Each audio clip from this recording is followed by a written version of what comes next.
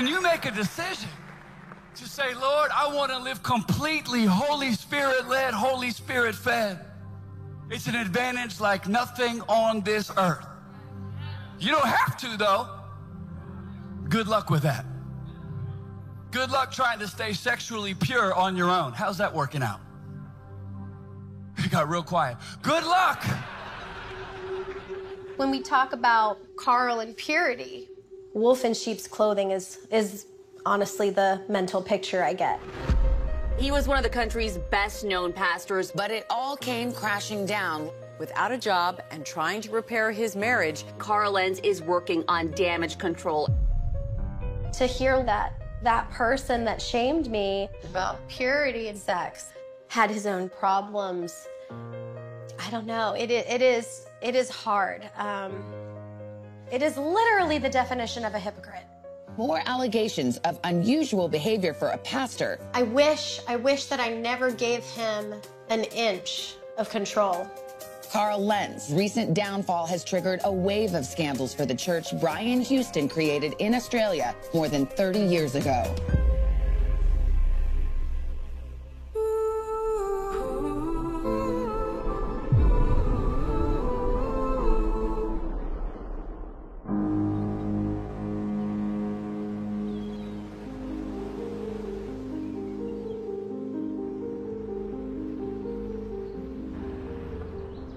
We are at our old stomping grounds, Frank W. Cox High School. This is where Carl Lentz went to high school. This is where I went to high school, a few years apart.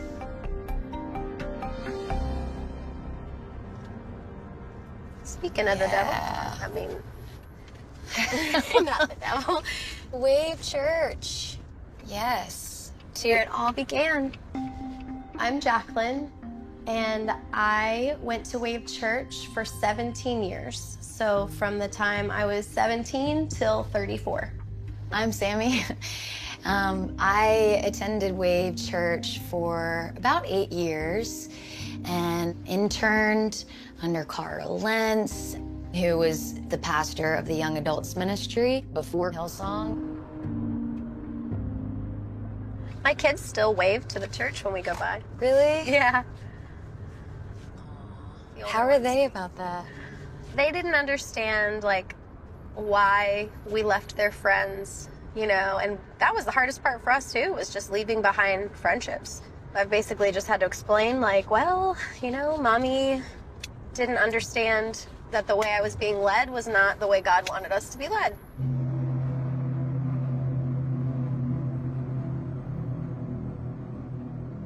Wave Church is a non-denominational church in Virginia Beach. Anything that's not faith is sin.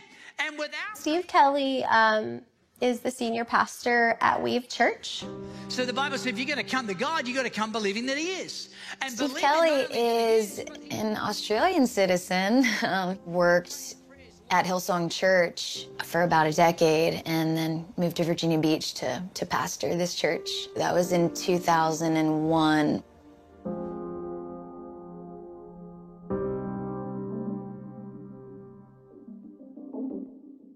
I loved the people there. I thought that it was very deep. You know, I thought it was not super surfacey, and I left every week feeling like hopeful. You can have hope without faith, but you cannot have faith without hope.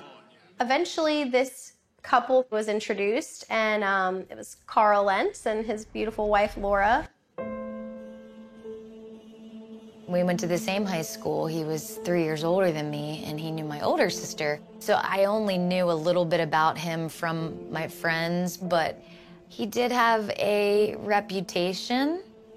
When I first met him at Wave, he was like, you have a sister, an older sister? And I was like, yeah. And he was like, is she really pretty? And I was like, yeah, she's pretty. And he was like, yeah, I think I remember her. That kind of rubbed me strangely. Like, that's how you know me now.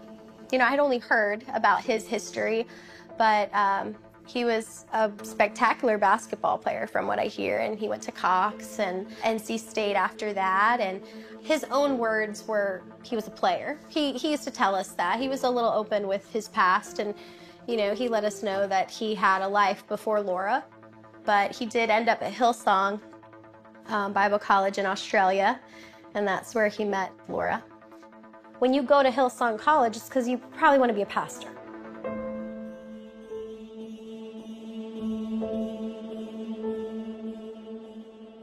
He was definitely valuable. More young adults started to be attracted to his presence at the church.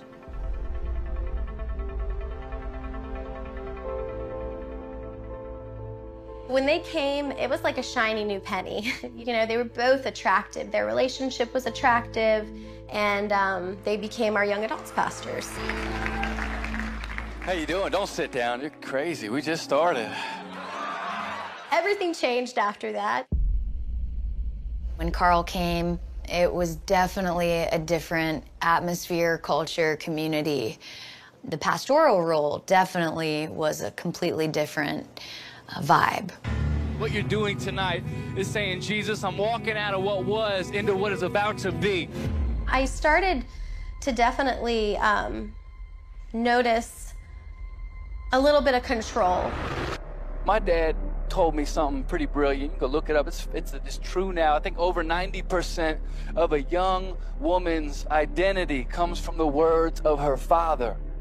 And my dad said, you got to get a hold of your girl before everybody else. You got to tell her who she is.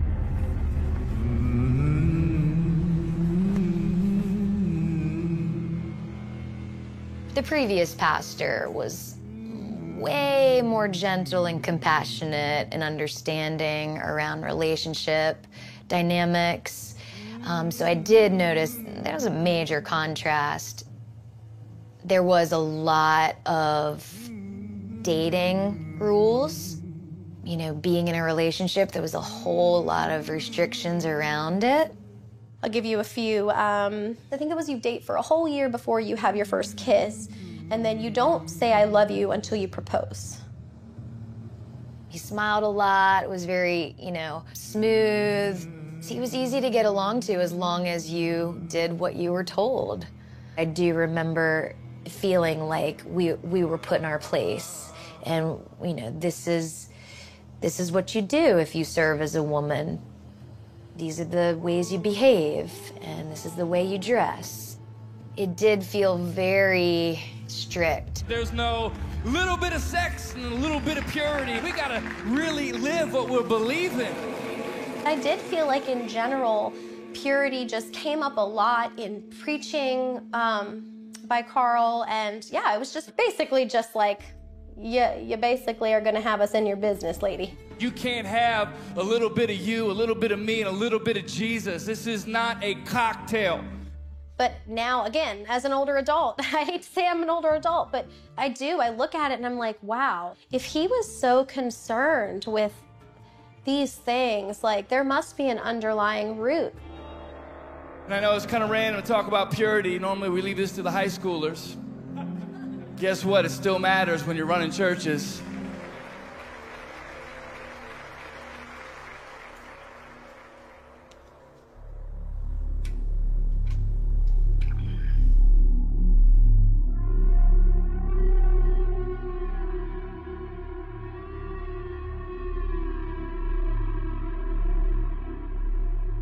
I was at Wave for a few years before Carl left. The impression I always had of him, I remember I would go to leaders' meetings and he would hammer in our heads, do not have sex before marriage. He was aggressive about it. Lord, keep my heart pure, keep my thoughts pure. Any areas in my life that stuff has creeped in, Lord, please help me keep these hands clean. And all I could think was, man, this guy probably had a lot of sex before marriage. I think it's this concept, you know, the psychological phenomena of therapists who have all these issues, but instead of getting help for their issues, they're like, hey, let me tell other people they need to get help. Because when you're so vehemently trying to get a point across, all you're doing is not making your point. All you're doing is like pointing to yourself.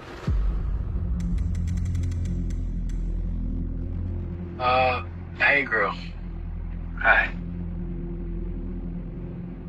I appreciate you. I'm glad I know you, and I just don't have a lot of words or energy or anything. I don't know which way is up right now. I can't sleep, struggling. But if I'm within 10 miles of you, I'm coming to see you. A lot of time he will send me videos speaking to the camera, because if he will text me, I will not respond. So for him to create emotions, he will send a video so I can see his face. Yeah, so I hit you. Can I get a moment? It's a long video. That is what it is. Appreciate you. So I'll talk to you soon, for sure. Bye.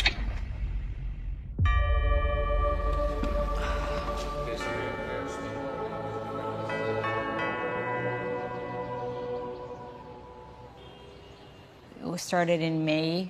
It was a Friday. I was at the park by my house. I remember he was leaning on the bench, stretching. He was just looking at me. You kind of feel like, you know, when a man like looks at you different, watching you, or there's like this energy that is hard to explain.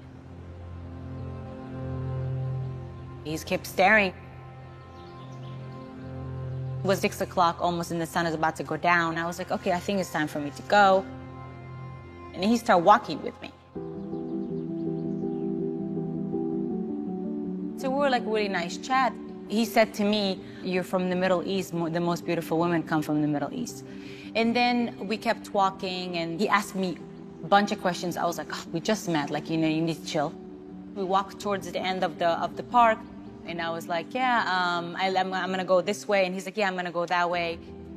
And he grabbed his phone and he said, he asked me to write my information, but I wrote it on his note section. I thought really weird, because usually when guys ask me for my number, they don't put it on their notes. I said, can you send me your last name, because I would like to save you in your phone. He said, oh, you know, like when people Google people, it's like, it's not a good look. It's better to get to know the person before you look them up. I'm like, that was the weirdest answer I ever heard. But I'm very picky when it comes to who I'm attracted to, and I know that with this situation, it was very different. I did feel attracted to him. And he said, I'll text you later. If you're free, we can have some tequila. That's what he said. And I was like, okay, sounds good. So I walked home, and I at this point, I had to like look him up. I was like, oh my God, how am I gonna find out this person? I mean, I'm not gonna hang out with him tomorrow, and I don't know who he is. So I went online, and I found this way to like look up numbers, and that can give you everything about this person. And when it did come up, and I was like, oh my God, I've seen this guy before. I've seen him when I went to the church. What do I want more? Do I want this happy, worldly, fleshly stuff, or do I actually want more of Jesus? When I was going through a divorce, my good friend took me there because I was really depressed and I was going through it. Matthew chapter 5. Do we have anybody who's like brand new to our church, just checking stuff out? Someone give me a wave. It was funny to me how like I got to see this individual or kind of know of him years ago, and all of a sudden he's in front of my face, right? He messaged me. I said to him, are you married? And he said, yes. And I said, for how long? He said, for 17 years. And like, listen, at the end of the day, we all end up falling into a place where we're attracted to something, and then you kind of play yourself, because you know you walking into where you shouldn't be walking. When something is unreachable, you want it more, right? He ended up coming to my house. I told him, listen, you know, I'm not judging you, but I wanted to tell you that I have looked you up, and I know who you are. I just wanted to know, like, there's anything wrong with your relationship, why you here, like, why you in this position, like when you're sitting in my house. He was like, I never done this before. There's nothing wrong in my relationship. He's like, I know when I see someone and like, when I saw you, like you have everything I want in a woman. For me, it's like very odd. I feel attracted to this individual. Obviously, this is a dangerous zone. But then also ask yourself, why will be me, the girl that saw him when I was broken in 2013? Then years after, the same person, you see him at the park. Like, what is the coincidence that happens? Because he keeps saying a lot that we're so similar, me and him, that we found each other because we're both broken. And there is sense in that when he said it, because I'm a very big believer that those coincidences are made to happen. Like, I think I did have a purpose here. Something in me told me, like, this is like such a huge and strong connection. We met on Friday. Saturday, I saw her briefly at the park, and then Sunday evening when he came to my house. That was the first time that we actually got to kiss. Hey, girl. Hi. Hey, girl. I'm just flipping through my Bible, and it's incomplete because I'm in the book of Numbers, and yours isn't in there. Hey, girl. Do you feel like Carl was a womanizer while he was at Wave Church? Yes, I know for a fact. I had a friend who, Carl tried to sleep with her. This was a very, very known thing about Carl. I think people like him are just very intuitive of where they can go to pray. P-R-E-Y.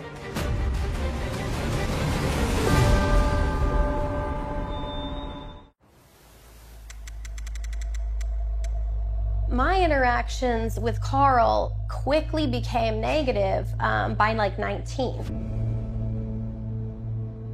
Me and the guy that I was dating, we'd been dating a year at least, and we, I don't want to say fell into sin, because we made a decision to, you know, have an intimate moment. I mean, we both felt guilty immediately after. We were so young, and we really did love the Lord. We really did, and we loved each other too. At the end of a service, there's usually an invitation to ask Jesus to come into your life for the first time, or to return back to your faith if you've left it. There's an invitation to come out of your seat and come down to the front. My boyfriend raised his hand at the end of the service for the altar call, and I'm like, crap. So I raised my hand and we went forward together. Then there's an invitation to a room that's a little quieter. It was me and my boyfriend, Carl Lentz. No female was present, and Carl led the discussion. So we shared that we had slept together. We were very forthcoming about our sin. It was literally one time. And Carl asked, did you use protection? And I interrupted, yes, you know, like, of course we use protection, you know. And his next response was, huh, well then it was premeditated. There's nothing good that's gonna come out of that conversation with Carl when you're admitting your fault, but I kind of expected a different response from him, to be honest. I just went from sharing something so personal with you, and now my answer, you're using it to shame me and condemn me.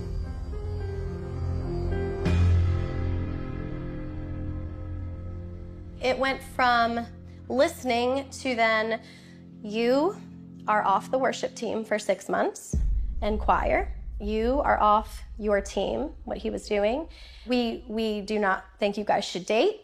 You should not text, call for at least 6 months. And yeah, I mean, it still chokes me up because we could have walked out of that meeting and said, F this place. Baby, let's go somewhere else. We can find another church. But no, we walked out of that service and we were broken up.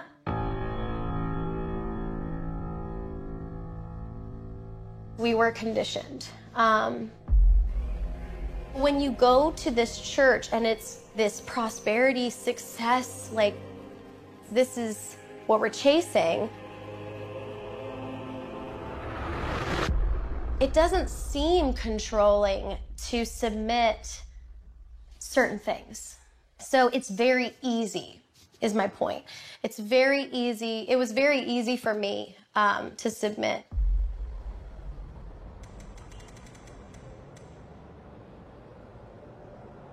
Can you give us a timeline of how long you and Carl were together? It was 5 months. So me and Carl were together for like 5 months. He kept coming to my house. Then at some point, he took off his necklace. He was wearing an eagle pendant. And he gave me the pendant and he started crying and he said he feels something about him not being vulnerable, but being around me make him feel vulnerable. I mean, later on, I realized it's bullshit. People that went to the church said he cries all the time on stage. But I remember sitting there, tears in my eyes. I don't know why I'm so weepy. I love people. If you're wondering if I'm emotionally unstable, absolutely. This is fake. It's all for show. I got to know him more than I think anybody else got to know him. And I think he was the character of his own show, and then I was just an add-on, you know? He always wanted to feel like he's somebody. You know, I never been part of the Christian culture like that. I don't know what he really does at the church. All I know is that his persona, his chaos, brought chaos into my life. Those who live according to the flesh have their mind set on what the flesh desires. The mind governed by the flesh is death, but the mind governed by the Spirit is life and peace.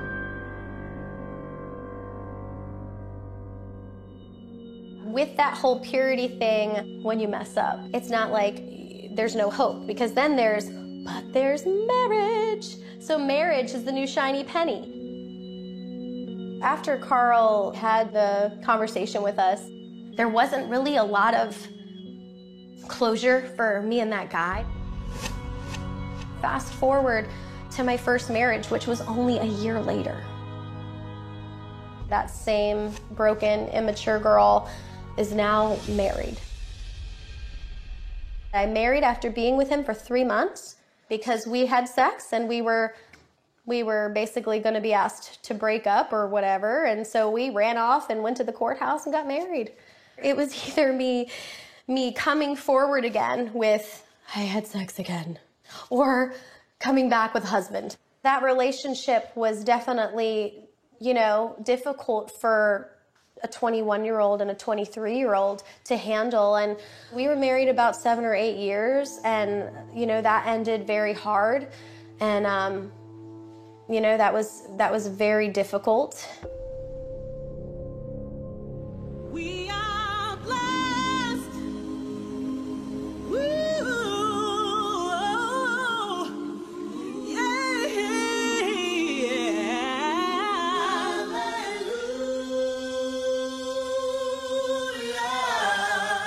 I'm 41, been married for 16 years, and we were, yeah, thank you, yeah, 16 years. It's incredible. Marriage is not easy, it's just awesome.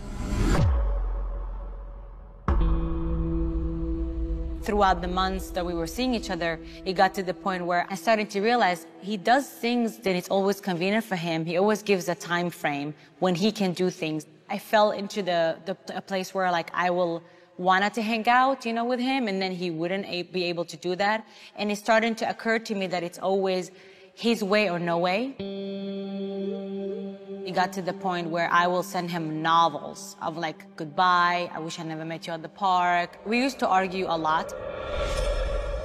And when I started to pull back and say, I don't want this anymore, leave me alone, He wants to know that if you're walking away from him, he's not gonna let you walk away. He needs to be the first one. We have like a outlandishly complex relationship, and nothing has ever been normal. The more you say no to him, the more he kept coming back. Here's my dilemma. I miss you. I was thinking about you, wondering if you're okay today, and didn't know if I should text or if it's worse for me to check, not check.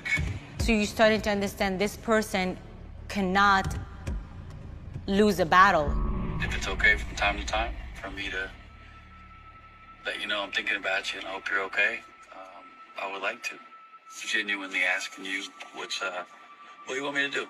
Because if it's easier for you just to move on and me not say, hey, how are you, or how's your day, or if I think about you, let you know, all right, I won't do that. But then he said something that intrigued me. He said, you know, at the end of the day, I go to my family and you go to nothing. And I was like, wow, that's a slap in the face. I started to realize there's things that people say that they feel they have power over you. It was the most toxic thing I ever had to deal with. It was really unhealthy. It just brought a lot of pain into my life, you know? Because I always said if I can go back and never meet Carl, I would. It's not like something that I wanted to happen in my life. It just happened. So I'll talk to you soon, for sure. Might knock on your door.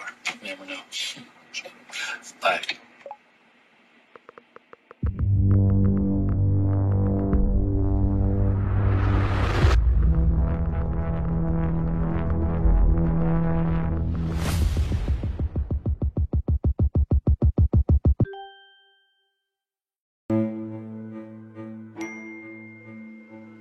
I got the message from him telling me that we can text, and they found out about everything from his computer at his office.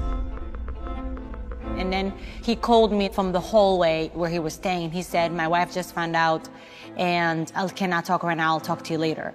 And he hung up on me. Then when he came with his Instagram post, then I was like, you need to call me. And then he was like, I cannot call you right now. Like, I have paparazzi outside, blah, blah, blah. I was like, wow. Like, I give a fuck about these people. The last time we spoke, we talked for an hour and a half, and he said he had to go and whatever. And he just told me, don't worry. Nobody knows who you are. Nobody knows about your identity. I paid a lot of money to bury your name.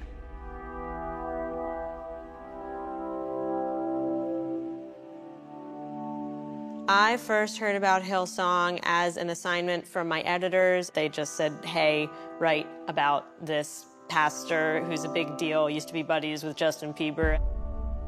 The initial assignment actually was about, he posted on Instagram, because he was the first one to announce that he had cheated on his wife. I remember thinking when I was reading Carl Lentz's post that he had really screwed up. The picture, it's him, his wife, and their 3 kids looking sweet. And then it is a pretty straightforward caption.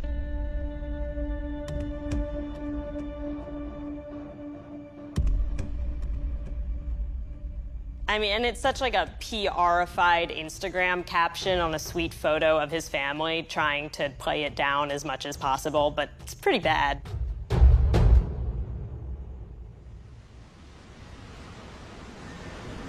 You know, growing up in Palestine, aka Israel, it was, you know, it was hard for me because being a girl and being Muslim, it was difficult in a sense where I wasn't allowed even to leave the house or come back home late. You know, I wasn't allowed to even walk with a dude down the street. In my culture, usually the man runs the show, so I cannot have another person, another man, to dictate my life and feel like he can shut me off, you know, and not let me say my piece. Reneen just DM'd me and was like, hey, I'm the one who was with Carl. Give me a ring if you want to hear more. And I called her, and she seemed legit, so we did an interview. I know a lot of people have followed him for years and looked at him as he was their God, and people need to get answers. And I just felt this story that I had, yeah, it's a small story, but it was a small piece from a big puzzle. He just doesn't know how to have compassion to others because he thinks he's the only one who suffers.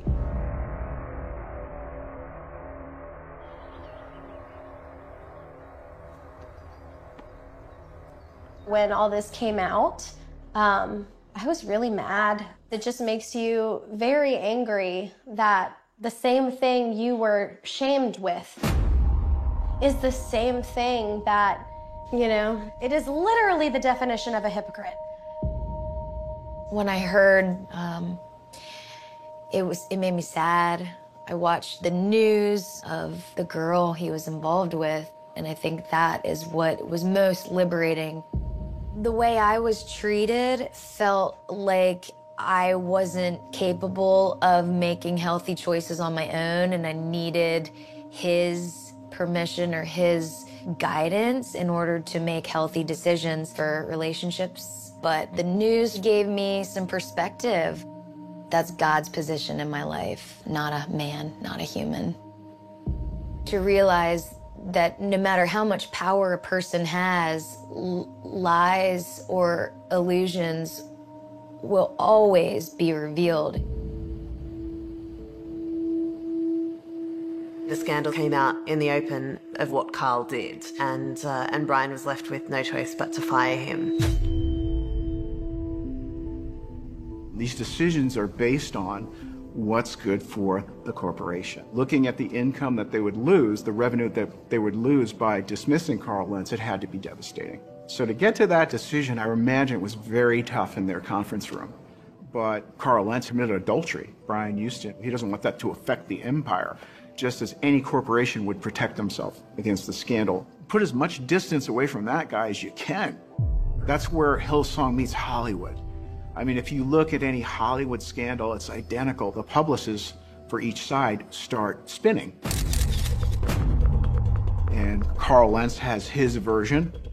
Brian Houston comes out with a whole different explanation of why he was basically fired. There's a lot of things I miss about Carl.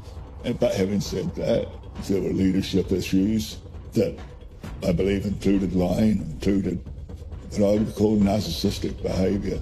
If you look at Hillsong's posturing in the Carl Lentz scandal, you know, Brian Houston's up there with passion and conviction and making these statements like, yeah, we had to get rid of Carl because he was bad, and I questioned his morals and things like that.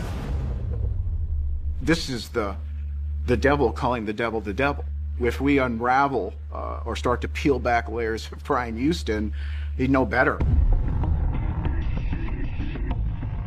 Hillsong is so much about narratives and personal testimony and media savvy that they want to control that narrative. They want to control what people are saying about them.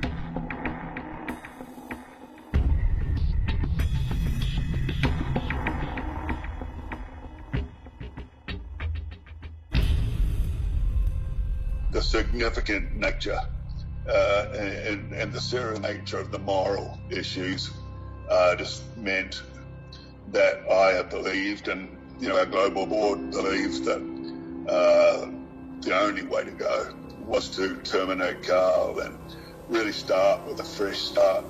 Can I say something to you? Yeah, you are saying something to her in the past 2.5 hours. Audio from Brian did not just pop up easily like this. If you want people to know something, you find a way how to bring this narrative and how to groom people into people's into ears. the people's ears. I can honestly say before God, the first time I ever heard any moral complaint against Carl was when Taluk contacted me.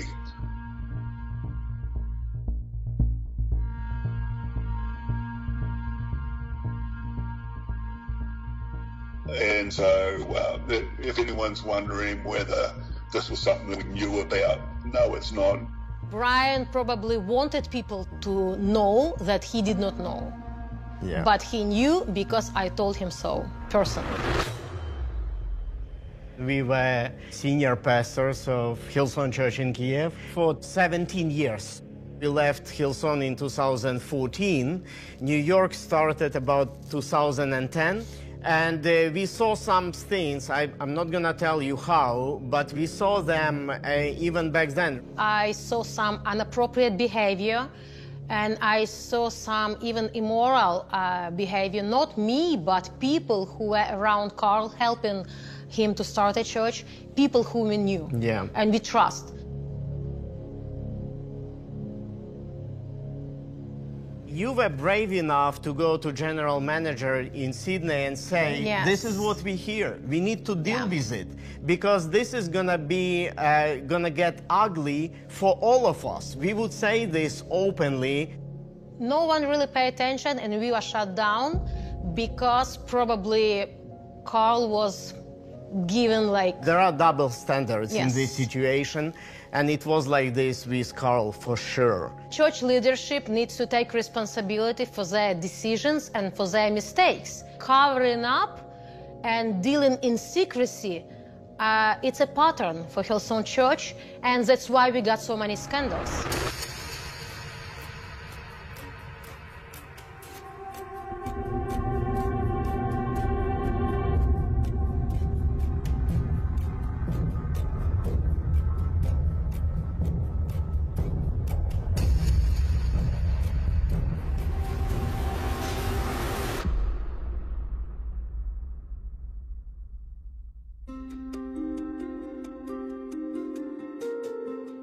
Brian Houston saying that he wasn't aware of what was going on within the walls of his churches. I can't believe that. Of course he knew about it. You know, he's the CEO of a multi-million-dollar corporation, and Carl Lentz is the superstar. His branch is creating the most wealth for Brian Houston, so you can be dang sure he's going to know about it. Oh, Brian Houston obviously knew. And as well, there's so many pastors who have cheated on their wife, and that's not why they're fired. So why is it that when Carl all of a sudden does this, he's fired? There had to be something behind that. You have the Carl Lentz ego, and then you have the Brian Houston ego, and some people may think that Carl was eliminated because he was getting more popular than Brian Houston. Whether that's true or not, I have no access to that, but I can tell you that I believe it. I can't confirm, I don't know, but the rumor is that he and Laura were planning to make their exit from Hillsong. They were gonna go, and I think Brian knew his profile was too high and that people would follow him. Even if he didn't ask them to, people would follow him. So I think it was just kind of getting rid of him and trying to tarnish his brand.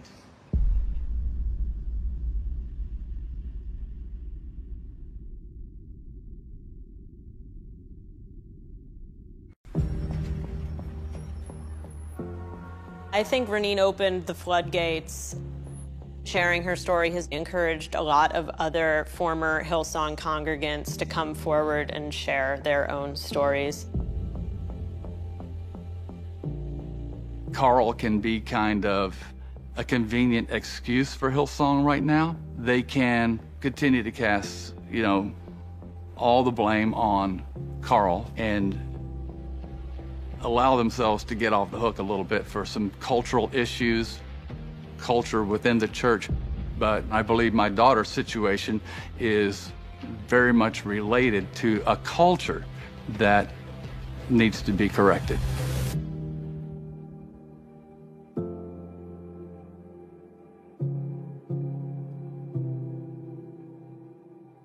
First, let me say, my heart goes out to Anna Crenshaw.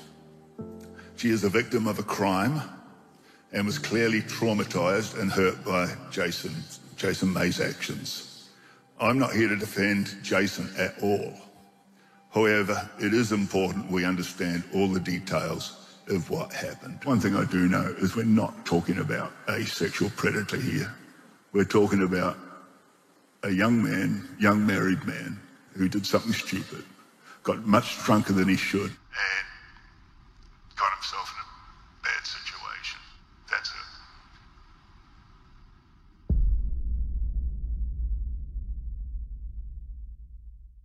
I'm Anna Crenshaw, and I attended Hillsong Church and College for 4.5 years. My parents are both pastors, so I grew up going to church every Sunday. We were involved as teenagers, and I loved it. After high school, I did some mission work for about 4 months, and then in January of 2016, I went to Hillsong in Australia. The gathering was after church in an evening. It was just a few friends at Jason's townhouse. I was just invited because my friend was invited, and she was talking to one of the guys who was going to be there. Jason Mays works for Hillsong. His family's all really involved. So his dad's the head of HR for Hillsong. They've been there many years. His wife's family's also really involved. At the time, he worked for Hillsong in some sort of administrative role, and he also was on the worship team on Sundays. So at the gathering, I didn't know his name or anything about him, but I did recognize him from being on stage. As the night went on, nobody was drinking excessively except for Jason. My friend and I, we were a part of the college which you're not allowed to drink during, so we didn't have any drinks. I noticed, like, he is drinking a lot. At one point he said, "So are you girls sleeping over tonight?" And I was like, that is such a weird question. It's like, that's very not appropriate. Then at one point he moved next to me, and that's when, like, he put his hand on my thigh. I just froze. Luckily, one of his friends came over, and that's when I think he saw Jason's hand. And so as soon as he saw it, he said, "It's time to take the girls home." So I stood up, and then that's when Jason grabbed me. And he put his hands, like, all around my crotch, my butt, in between my legs.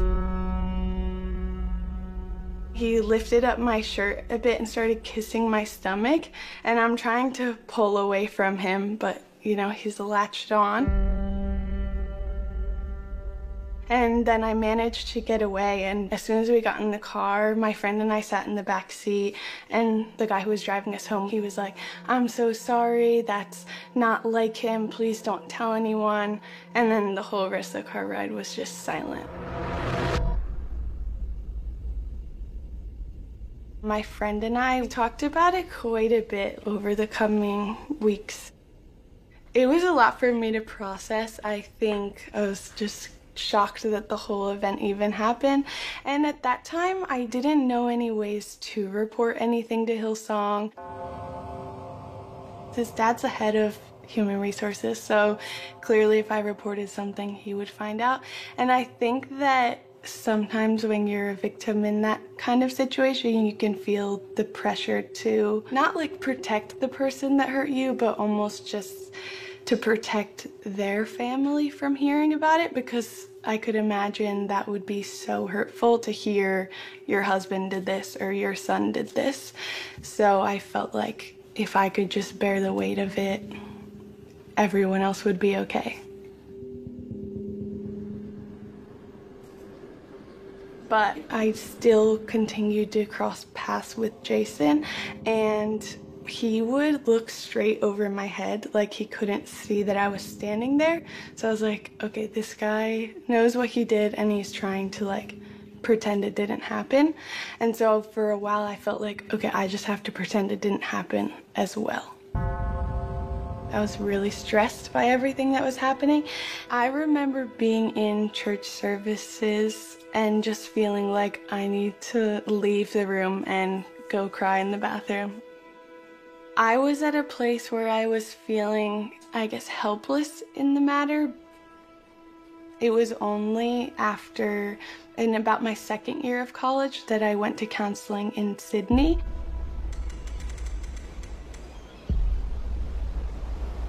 I felt ready to use my voice. I was actually feeling quite empowered by that point. I thought, this would bring me a lot of healing. It would be the right thing, and it would make sure, the right people are in positions of power at Hillsong.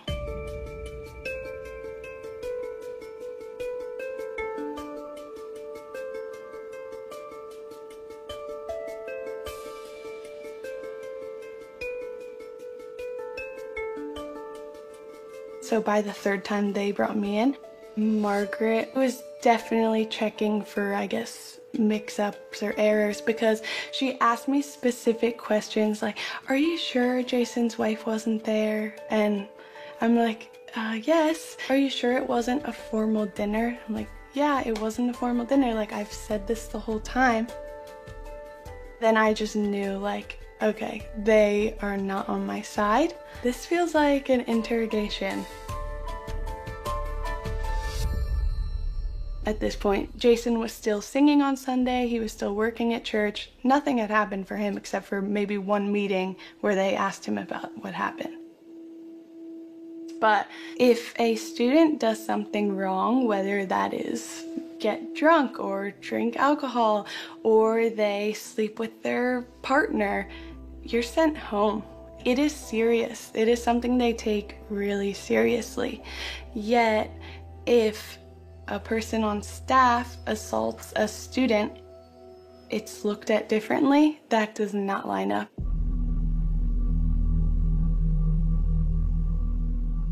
So it was just taking a big toll on me, and I was really frustrated that nothing had been done, that I was being interrogated over my statement, and I handed over the communication from me to my dad.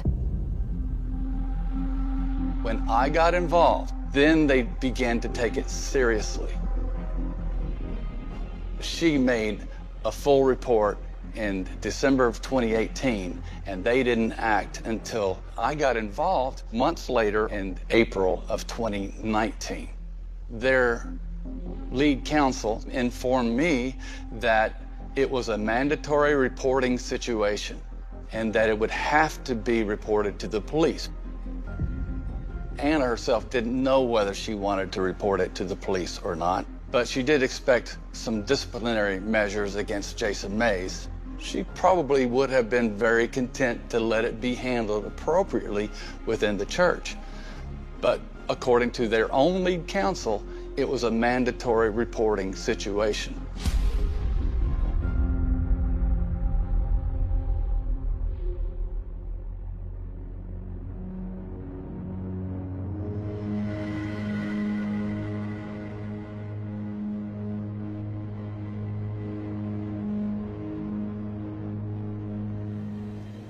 I had it hanging over me for so long because it was in the dark. When the organization you tell or the church you tell reacts in a way that keeps things quiet, it just continues that abuse. Because if you're not telling people the truth of what's happening, no one can move forward, and potentially a lot more people can be hurt. So in March of this year, 2021, Anna and I both cooperated with a reporter from the Christian Post with regard to Anna's story, and the reporter took some of my statements and Anna's and then presented those to Hillsong, and they generated a response, which you can find on their website. So this is straight from Hillsong. To correct inaccurate reporting and misrepresentation of the facts, it's important to clarify the timeline of this incident and some of the surrounding details.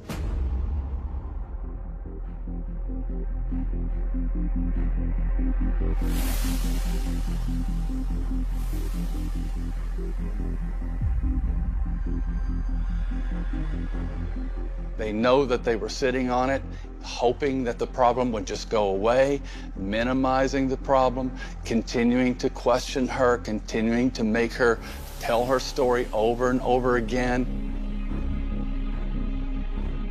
It exacerbated the trauma, and they want to cover that up now.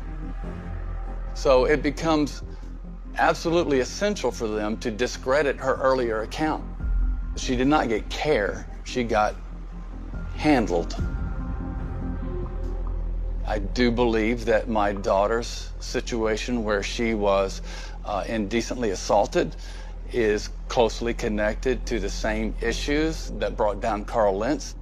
When they obviously have desire to protect themselves more than help the victim, then that becomes problematic. Brian Houston created a system that cares more about its reputation than being devoted to its people. Clearly, Carl Lentz cheating on his wife was the tip of the iceberg of like what's going on. Everyone started coming at once. It was just kind of like a tsunami of people from across America DMing and emailing and telling me about a variety of bad Hillsong experiences. I started realizing just how bad the money abuse was. These debit cards that are loaded directly with tithe money. They were used on clothes, weekly manicures, fancy restaurant meals, a designer purse, four-wheel ATVs that they were driving around Williamsburg, which, that's so ridiculous. Sneakers, luxury presents, a $700 brand new iPhone. This is fraudulent because tithe money is intended to make a church better.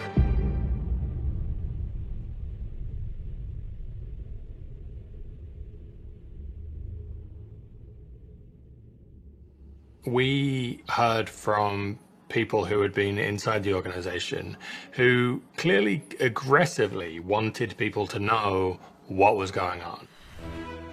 They revealed that senior members, the sort of staffers all over the church, were having inappropriate sexual relationships with these volunteers, to the point that one member of staff had found another member of staff having sex with one of the volunteers at the church. The firing of Lentz in New York opened the floodgates for Hillsong. A letter to New York leadership in 2018 surfaced alleging abusive behavior by church leaders. In the months that followed, a senior staffer in New Jersey resigned over what a church spokesperson said was an inappropriate message on social media. Hillsong announced its pastors in Dallas resigned. The church there closed. I don't feel bad for Carl, but I think he was also groomed in his own way by Hillsong and then used, and then the moment that he no longer could serve them, they totally kicked him to the curb and have tried to use him as a scapegoat for everything. When it's like, all right, obviously some of these things are a little bit bigger than just one pastor in New York who had an affair. The recent series of scandals has really damaged any trust in the church, and without the celebrity backing, I don't know how long they'll be able to maintain the congregation they currently have. But Brian Houston will do whatever it takes to ensure that he's controlling the narrative. He employs and retains PR firms and lawyers and media experts, and they obviously strategize the best way to work through these things. There's been so many false and misleading headlines, and people have the media especially have an absolute fixation. He certainly is hostile to media, and certainly hostile to anyone looking into their affairs. I had all sorts of things in the background trying to distract me. Having to answer stupid, dumb questions from, well, stupid, dumb media. Don't tell anyone I said that. But I mean, they were stupid questions. Stupid questions. And all sorts of things that the devil just tries to use. He wants to look most of the time as a victim, so people feel bad for him. And if he's victim, all other people are villains. It's not just an attack on Hillsong, though. Honestly, it's an attack on all we stand for, our Christian values. And by our Christian values, I mean your Christian values. Everything that many of you stand for. Have you spoken to Brian? No, they won't let me anywhere near him. When I've tried to get in contact, you just go straight to their PR firm, and I recall looking it up a few years ago anyway. The one that I was told to get in contact with is like a crisis specialization firm, which is kind of crazy if they're like on permanent retainer keeping crisis guys. So, you know, there's at least 3 documentaries or docuseries that are being made about Hillsong, and every one of them has only one intention, and that's to do us harm. Don't be scared by that. You won't succeed. Australia have been trying to do that for over 20 years. If someone's telling you you can't trust all the people around you, but you can trust me, there's a lot of problems that can arise from that. I encourage you, in fact, to focus on the church you know, and love, and not be distracted by all the devil's efforts. I'm committed to stop even looking at that stuff. It's the last thing I need in my spirit, to be honest. One of the things that I've noticed about people who lead cultic groups, there's always a finger pointed outward. There's always an excuse because they don't want anyone to hold a mirror up to something that they did wrong. So there's almost every method of manipulation being used right in front of you. In response to the Christian Post article, Brian Houston made a tweet in which he made reference to Anna's previous experience of sexual assault as a 12 or 13-year-old. He was trying to say in the tweet that such things can happen anywhere, even in her father's church. And people around the world who saw that tweet recognized that it was atrocious to refer to a previous victimization as a way of diminishing the impact of her current situation. And he quickly took it down. He actually sent me an apology. I told him in my response to his text that I have a hard time accepting his apology as serious when the only thing he apologized is for a tweet that went public that he can't deny responsibility for, and yet at the same time say that there are disputed facts. I think it completely was an act of victim shaming because it basically just made it seem like, oh, well, she's had this happen before, so it could just make people think something of me rather than looking at how they've handled a situation. The toxicity at Hillsong seems to clearly come from the top down. I think so many of my sources have placed the blame squarely on Brian Houston for just creating this poisonous culture. Most of us, it was the system, and the system that he was, perpetuating. So like Brian Houston will point the finger at Carl Lentz. Carl Lentz will probably point it back at Brian Houston. And I'm like pointing it at both of them. It's all about the brand. It's his baby. He's built it up from 45 people in a school hall in Western Sydney. He's got, churches in 30 countries and 150,000 people a week. And he will protect the brand at all costs. To reach and influence the world.